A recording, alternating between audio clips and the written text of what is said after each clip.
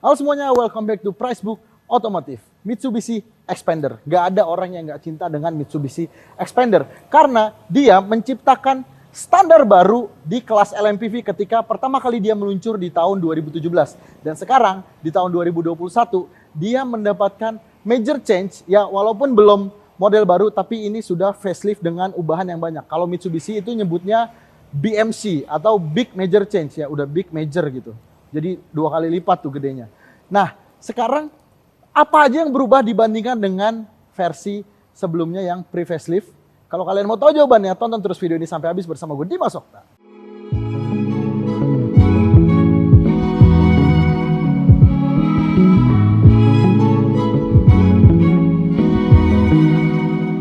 Sebelum kita mulai kemana-mana, kita mulai dulu dari harganya. Jadi Mitsubishi Xpander ini sekarang untuk yang versi facelift tahun 2021, harganya itu dimulai dari yang tipe GLS, dia harganya di angka 249,9 juta rupiah. NANI? Omae wa mou shindeiru.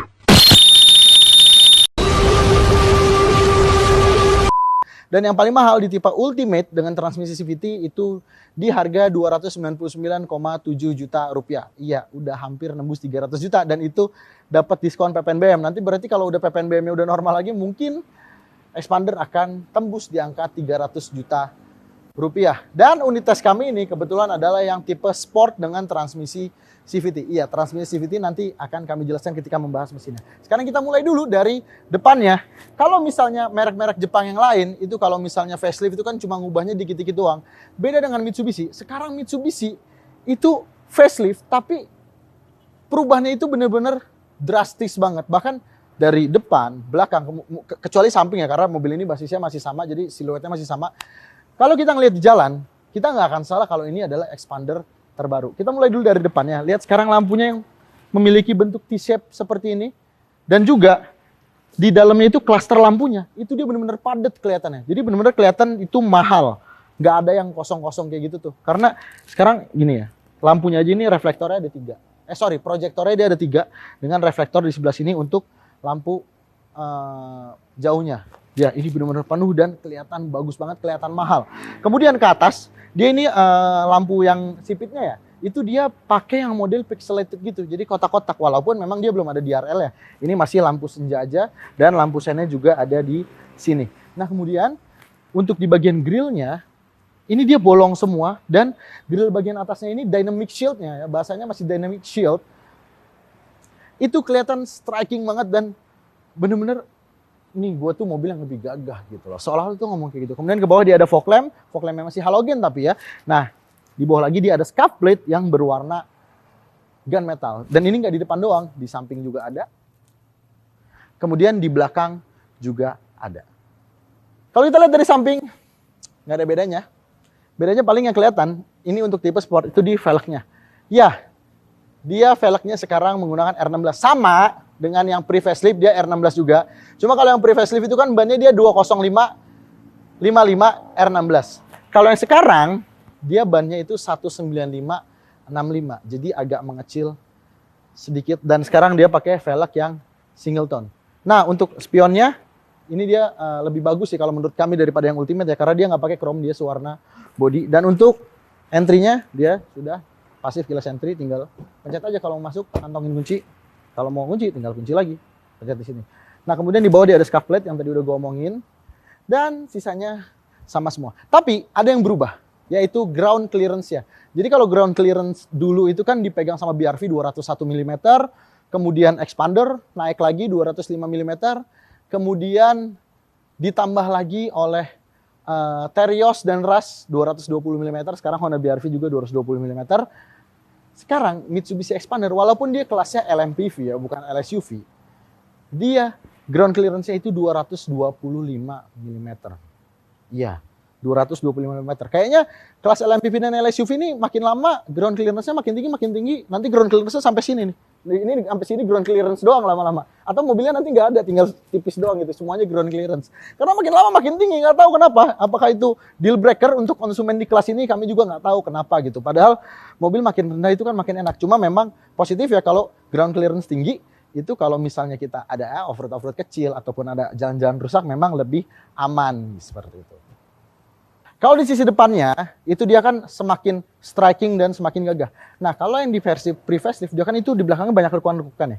Kalau yang ini justru dia lebih kalem, lebih membulat-bulat bentuknya gitu, lebih konservatif. Tapi perubahan yang paling keren ini ada di lampunya, karena lampunya benar-benar tegas banget.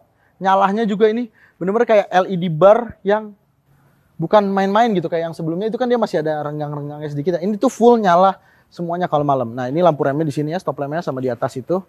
Dan ini keren banget lampunya. Ya, ini upgrade yang luar biasa sekali. Nah kemudian di bawah dia reflektornya di mount vertikal seperti ini. Dan kemudian di bawah dia ada scufflednya lagi yang warna gunmetal. Nah kemudian ini di bawah nih ada sensor parkir. Yang sensor parkir itu ngumpet. Jadi naruhnya rapih, bukan kayak tempelan. Dan di sini ada kamera mundur. Dan nggak lupa juga, defogger juga tetap masih ada. Nah kemudian sekarang kita ngeliat ke bagasinya. Ya bagasinya kalau lagi dinaikin semua gini, kursinya dia emang kecil kelihatannya. Tapi di bawah dia ada kompartemen lagi untuk ngumpetin barang-barang. Kalau ini masih kurang, tinggal dilipat aja dan dia akan rata lantai.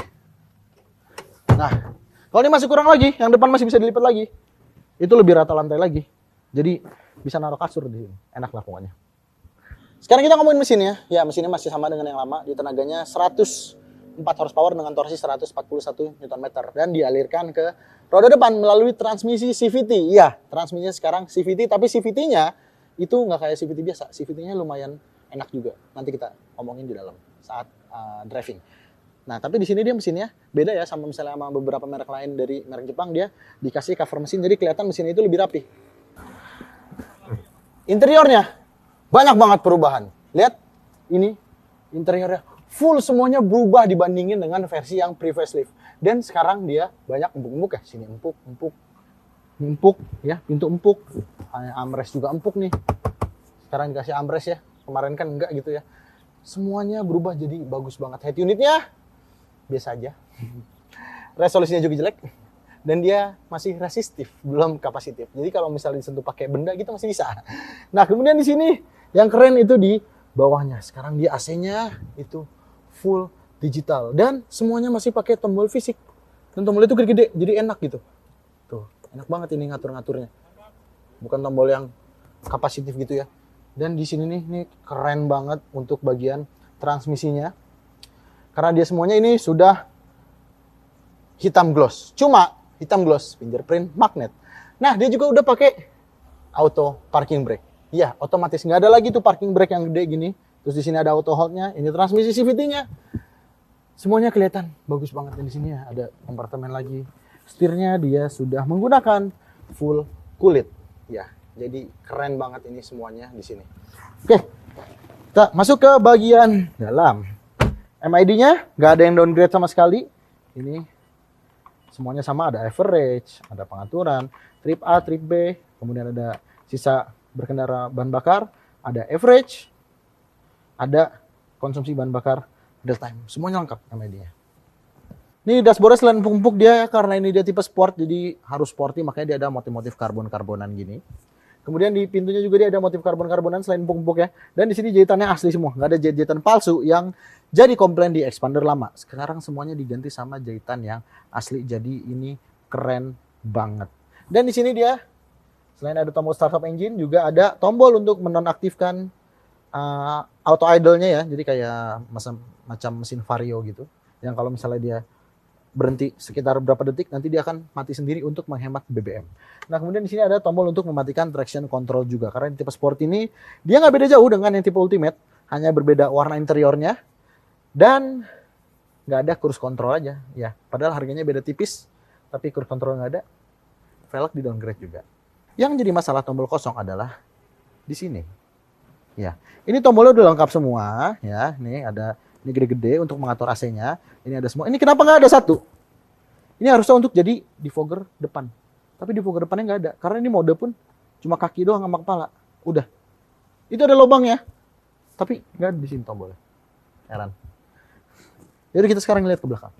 Di bagian tengah sini, dia pintunya nggak di downgrade. Semuanya masih empuk-empuk nih. jajetan AC semua, ada panel karbonnya juga. Dan di sini tuh ruangannya gede banget, kacanya gede semua, jadi nggak ada tuh kesan-kesan klaustrofobik tuh nggak ada. Dan ini posisi mengemudi gua ya, posisi mengemudi gua itu tinggi gua 175 cm.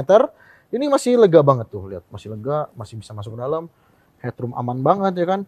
Lega lah pokoknya di sini. Tambah lagi di sini ada armrest ya kan, yang sebenarnya udah ada dari dulu sih. Dan armrest ini gede banget, empuk, enak, nyaman gitu. Nah, kemudian di sini ada, jadi kalau misalnya penumpang di sini ada yang kuno dan ada yang milenial atau modern, dia aman tetap karena ada slot USB-C dan ada slot USB-A. Jadi punya kabel yang manapun nggak perlu beli lagi, aman, lengkap semua. Dan di sini tapi di tengah nggak ada cup holder ya, dia itu cup holder ada di pintu aja sama door pocket, dan ada satu lagi nanti akan kita bahas. Aduh, males sebenarnya gua ngetes di belakang, cuma biasanya komen-komen pada protes nih. Kenapa nggak sekalian belakangnya? Emang suka ngatur-ngatur gitu, cuma ya udahlah untuk kalian karena expander ini lega, ya udahlah coba kita bahas ke belakang. Iya, bagian belakang sini ini buset dah, ada di punggung ya ininya ya. Ini bagaimana ini? Susah. Ini nggak bisa naikin. Ini nggak bisa naikin. Masa naikinnya harus ngusir penumpang dulu? Oh bisa dinaikin biar nggak ada di punggung. Nah, ini lihat. Tinggi gue 175 cm ya. Di belakang sini, kalau yang depannya tegak, memang masih ada ruang, bisa sedikit. Dan ini pun dia nggak yang paling mundur ya, ini agak setengah lah, bagi dua lah gitu. Kalau misalnya sengketa bisa ya ngalah masing-masing lah ya, setengah-setengah. Ini udah mentok. Jadi kalau misalnya yang tengahnya mau nyender lagi, ya ini makin gak muat. Untuk yang badannya sesehat gue dan yang sesering makan gue maksudnya, dan sebesar gue. Kepala mentok. Ya. Tetap aja di belakang sini memang untuk tahta terendah dalam keluarga aja. Untuk anak-anak gitu, yang di bawah 160 cm baru muat. Dan yang aneh, kursi yang bagian 40 ini, ya, itu dia nggak bisa dimaju mundurin. Ada tuasnya. Nggak tahu mungkin di unit ini aja kali ya rusaknya ya. Nggak tahu kenapa. Yang bisa dimaju mundurin cuma ini doang. Ini nggak bisa dari tadi kita coba. Mudah-mudahan hanya terjadi di unit tes kami. Nah di belakang sini juga tenang aja. Dia nggak akan kehausan penumpangnya. Karena di sini ada cup holder, ada tempat naruh HP juga. Kemudian di sini ada untuk soket 12 volt untuk ngecas. Dan ada cup holder juga. Jadi aman.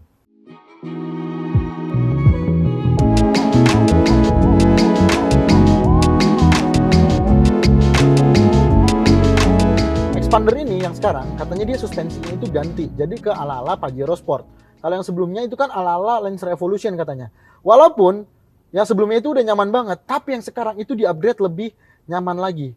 Jadi kalau yang suspensi sekarang itu, nih kita sekarang lewatin polisi tidur. Nah, dia emang lebih keras, tapi masih empuk juga. Jadi empuknya itu masih kerasa empuk banget, ditambah joknya juga yang empuk. Empuknya itu begitu kita ngelindes polisi tidur, dia itu nggak bouncy, dia itu reboundnya cuma satu kali aja, jadi jep, refine suspensinya. Jadi lebih enak untuk misalnya jalan-jalan yang rusak ataupun jalan-jalan yang banyak polisi tidurnya, itu jauh lebih nyaman lagi dibandingkan dengan pre-facelift. Nah kemudian memang itu ya syarat yang harus dipenuhi ya ketika menambah ground clearance yang lebih tinggi, suspensinya lebih keras. Cuma ini masih empuk. Enggak, lebih keras bukan berarti keras ya, tapi ini masih empuk. Dan yang positifnya lagi adalah jadi dia itu body rollnya lebih minim dibandingkan dengan yang sebelumnya, karena di tol pun nggak kerasa. Ini kita ngelewatin polisi tidur lagi, lihat nih ya, lihat klep satu udah reboundnya cuma segitu aja, nggak yang sampai mental-mentul banget kayak expander yang sebelumnya karena saking nyamannya. Jadi kalau misalnya diisi penumpang 7 juga dia nggak akan ambles. Karena suspensinya lebih keras, lebih refine, lebih enak lagi. Nah, kemudian body rollnya ini kalau kita zigzag kayak gini, masih kerasa body roll ya. Cuma nggak yang gimana-gimana banget. Misalnya apalagi kalau misalnya kita bandingin sama pre-facelift itu kan body rollnya lumayan banget ya. Atau misalnya kita bandingin sama LSUV yang punya ground clearance lebih tinggi, misalnya Terios, Rush, itu jauh banget body rollnya, lebih nyaman ini. Nah kemudian konsumsi bahan bakar. Konsumsi bahan bakar itu sangat penting untuk konsumen di kelas LMPV. Dan transmisi CVT-nya ini bener-bener ngaruh banget. ke konsumsi bahan bakarnya. Udah transmisi CVT, ditambah lagi ada auto idling start yang tiap kalau kita berhenti berapa menit dia akan matiin mesin sendiri, walaupun AC-nya jadi nggak dingin ketika mati. Tapi nanti kalau kita gas langsung dingin lagi kok. Untuk di rute dalam kota, konsumsi bahan bakar Mitsubishi Expander itu bisa mencapai 13,4 km per liter. Ya, bisa di angka 13 dibandingkan yang sebelumnya itu kan sekitar di angka 11 atau 12-an ya. Untuk sebuah LMPV 7-seater 1500 cc, angka 1:13 di dalam kota itu cukup impresif. Nah, kemudian sementara untuk di rute tol dengan kecepatan rata-rata 90 km per jam, mobil ini mencatatkan konsumsi bahan bakar di angka 16,5 km per liter. Jadi, kalau untuk konsumsi di tol, dia emang nggak signifikan banget naiknya. Karena kan ya tergantung kaki kita juga disekolahin apa enggak, dan transmisi CVT-nya yang ngebantunya itu cuma sedikit, yaitu RPM lebih rendah aja. Tapi kalau misalnya dalam kota, itu yang ngebantu banget adalah startnya dia lebih rendah RPM-nya, dan juga kalau misalnya berhenti dia ada auto idle start-nya yang bisa menghemat bensin lagi gitu. Nah, kemudian gimana sih performanya? Kan transmisinya CVT nih, apakah dia lebih CVT mah nanti tambah pelan nih mobilnya. Justru itu, CVT di Mitsubishi Expander ini salah satu CVT yang paling enak yang pernah gua rasakan. Ya, nih sebentar nih kita kena polisi tidur lagi. Nah, lebih stabil emang, lebih enak bantingannya. Oke, kita balik sekarang ke mesinnya. Jadi, transmisi CVT-nya ini, rubber band effect-nya itu kerasa minim banget. Bahkan kalau misalnya kita lagi butuh tenaga di tol gitu, misalnya kita lagi jalan sekitar 60 atau 40 km per jam gitu ya. Terus kita tiba-tiba butuh tenaga yang instan, dia itu naiknya cepet. Nih misalnya sekarang kita lagi jalan di 40 km per jam, kita langsung gas, ini di mode sport ya. Tuh dia langsung naik. Dan juga dia ada simulasi perpindahan giginya seolah-olah ini transmisi konvensional. Tuh tiba-tiba sekarang udah 100. Gitu. Jadi nggak yang gitu kayak misalnya kayak motor matic ya. Dia nggak. Dia itu ada perpindahan giginya. Walaupun itu membohongi diri sendiri, tapi setidaknya ke RPM tingginya itu jadi cepat. Jadi tenaganya lebih cepat pengaliran tenaganya gitu loh, penyaluran tenaganya. Ini sekarang kita coba belok ya. Di kecepatan 60 km per jam. Limbungnya sih nggak terlalu minim loh. Minim untuk mobil sebesar ini. Ini oke banget body rollnya. Ini nggak tahu gimana Mitsubishi bisa meracik seenak ini gitu loh. Sebuah mobil yang gede, mesinnya kecil gitu kan. Makanya nggak aneh kenapa di Gias Expander bisa melampaui Avanza dan Veloz SPK-nya. Mungkin orang-orang udah tahu, wah ini mobil enak nih, karena yang sebelumnya aja udah enak gitu loh. Enak lah pokoknya di sini. Dan interiornya juga nyaman banget, memanjakan kita banget, semuanya empuk-empuk yang kena tangan. Jadi ini interior yang sangat menyenangkan gitu. Nah, kemudian untuk ke fitur keamanannya dia udah lengkap ya. Brake assist, stability control, EBD, semua udah ada, airbag juga ada 2. Jadi di jalanan kita itu ngerasa aman. Walaupun ini kelas LMPV, dia memang trendsetter dalam urusan safety. Kecuali airbag ya, airbag mungkin di kelasnya udah ada yang 4, udah ada yang 6. Dia masih 2, cuma nggak masalah. Setidaknya soal kenyamanan dia nomor 1 di kelasnya. Sementara untuk entertainment ya kan, dia emang head unitnya biasa banget, Android Auto juga nggak ada. Itu tadi kita ngelewatin speed bump, stabil mobilnya. Nah, dia nggak ada fitur Android Auto dan Apple CarPlay. Dia cuma ada Bluetooth doang. Tapi di sini ada tombol untuk voice command. Nggak ngerti gimana cara makainya. Ini nggak bisa dipakai walaupun udah connect ke Bluetooth. Nggak tahu deh, aneh. Mungkin harus dicolok ke sini baru bisa dia dipakai voice command-nya. Tapi soal entertainment, kita nggak afdol kalau misalnya nggak ngetes gimana suara audionya. Di sini audionya dia ada 6 speaker ya, 4 speaker utama dan 2 tweeter. Kita tes bagaimana suara audionya.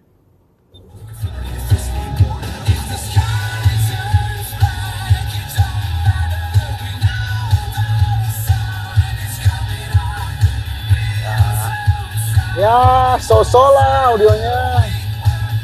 Nggak yang bagus-bagus banget, namanya juga kelas LMPV ya.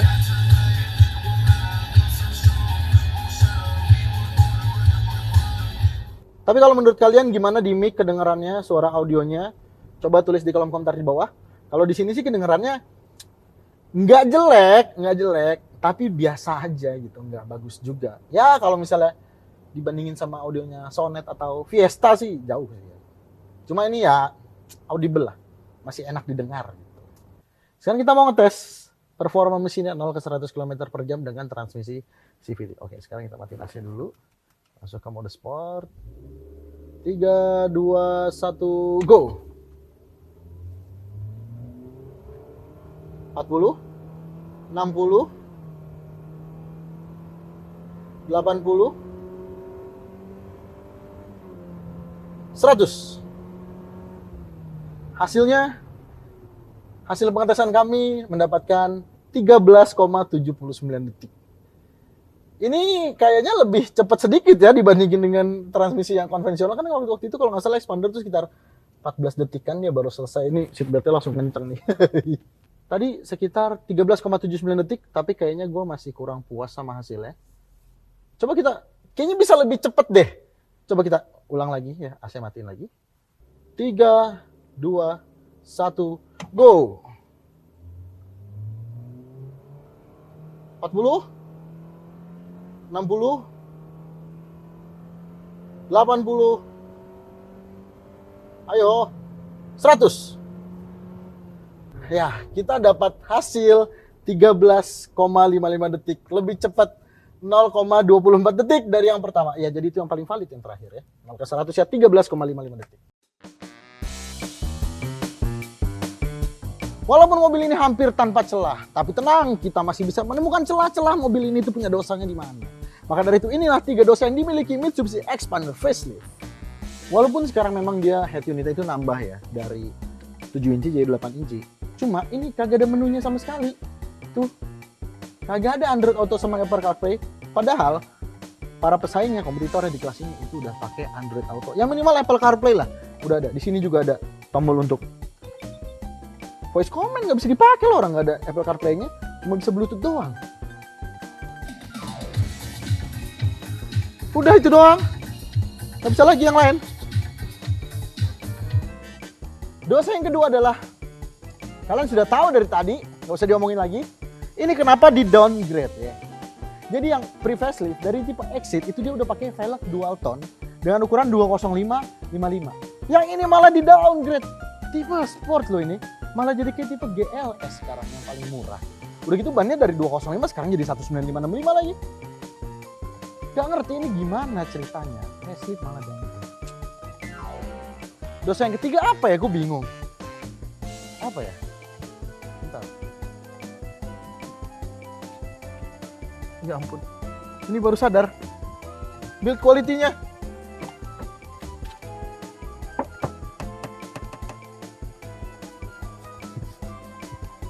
Tenang. Walaupun mobil ini punya 3 dosa, tapi mobil ini juga punya 3 hal dinamis. Ya, inilah 3 hal yang membuat mobil ini lebih dinamis.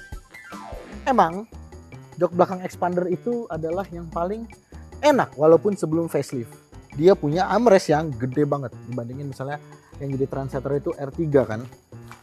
Tapi di versi pre-facelift dia armrest doang, nggak ada cup holdernya.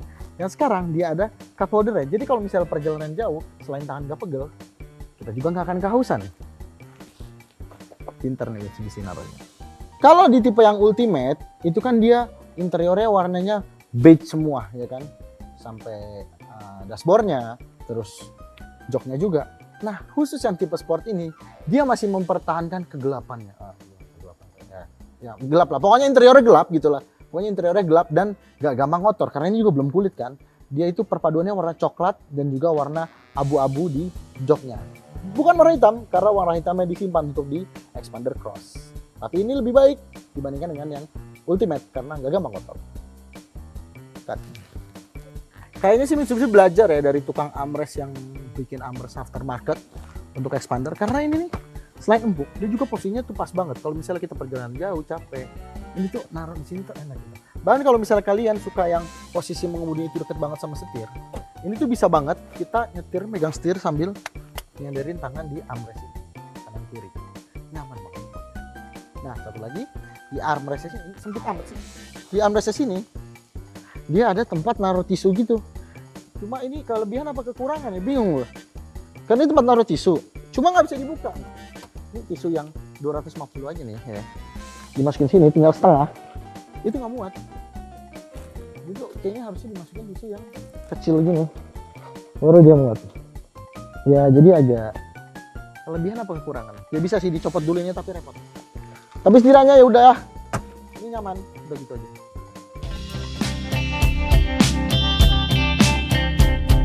Jadi itulah tadi tes lengkap kami mengenai Mitsubishi Xpander.